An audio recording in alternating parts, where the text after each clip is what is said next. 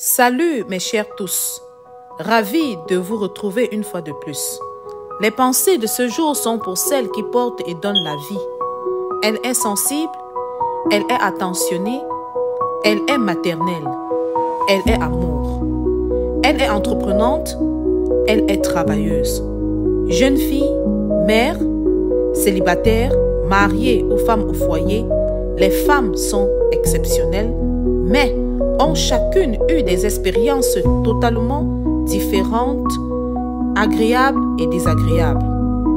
Par conséquent, à un moment donné de leur vie, chaque femme a besoin de se sentir épanouie.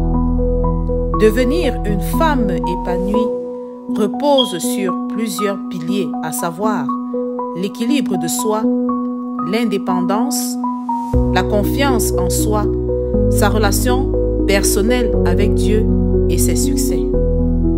Pour y parvenir, voici quelques conseils. 1. Cultiver des relations saines.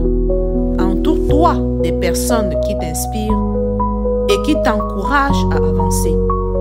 Apprends à te fixer des principes et à les appliquer. 2. Investir en soi. Il est important de prendre soin de sa santé mentale et physique en faisant du sport et en ayant constamment des pensées positives.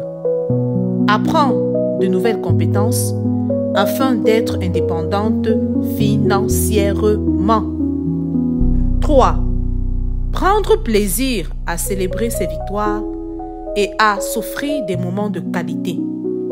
Il faut être fier de son parcours, fier d'avoir osé, même si les objectifs ne sont pas encore atteints. 4. Aie une vision et un but. Fixe-toi des objectifs ambitieux et travaille pour les atteindre. En plus, il ne faut jamais laisser la peur de l'échec t'empêcher d'avancer. Le ciel seul doit être ta limite. 5. Toujours donner la première place à Dieu dans les domaines de ta vie.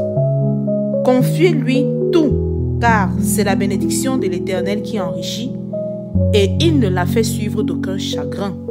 Proverbe 10, verset 22. Alors, mes chers tous, vous convenez avec moi que notre épanouissement, quelle que soit notre classe sociale, dépend largement de nous-mêmes.